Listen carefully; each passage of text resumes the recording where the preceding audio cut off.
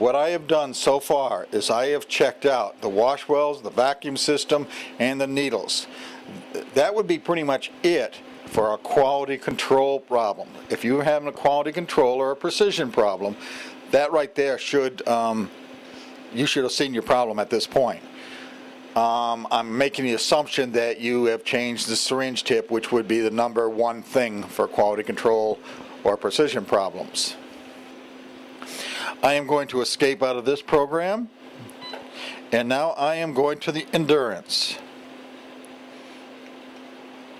Hit endurance. Doesn't matter. It's just asking you, do you want it to run 24 hours or so?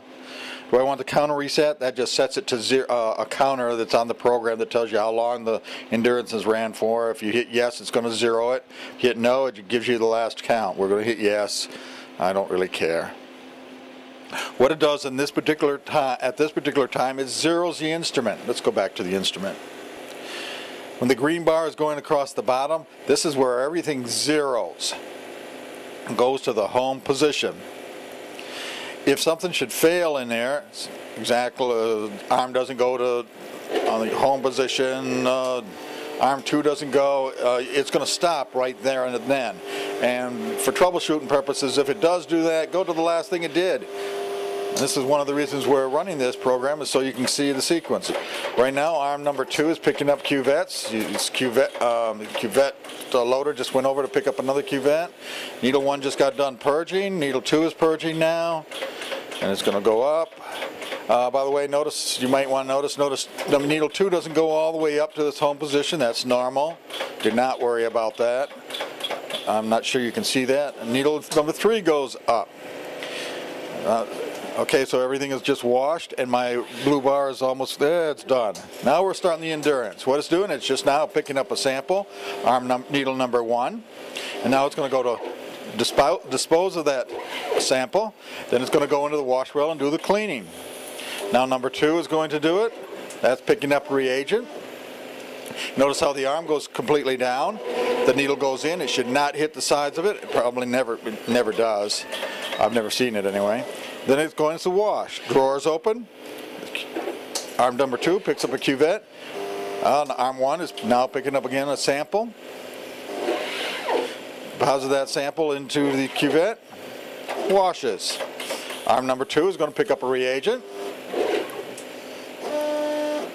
Notice how it goes all the way down. That's the mixing of the sample. Should not hit the sides. Drawer number 2 is opening. This will do this for 24 hours, by the way, assuming that it has no problems. Just load another cuvette. Arm 1 is picking up another sample.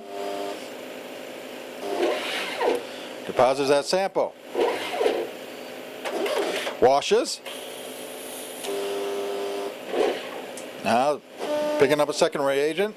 See that pause there? That pause, in theory, shouldn't be there, but they do once in a while. If it ever doesn't go down, even if you see it once, that is an intermittent problem. Usually it's either liquid in the line or your liquid level detect cable is bad. But the bottom line is this. That needle should go down to the bottom of the reagent tray.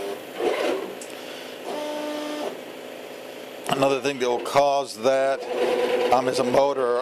If that gear is slipping on the motor, sometimes that will cause that. You would be having gripping, or not gripping problems, but you'd be having needles crashing. Now needle number 3 is going to wash well. I got a problem there. That is my problem into this particular instrument. Needle number 3 is bent. Needle bended. The needle must be bended. Check the needle number 3, and of course you can see that it is bent. That's a mapping issue, more than likely. And now we're going to go on to the mapping. For the most part, that's it for the endurance. Hopefully you've got an idea how that runs.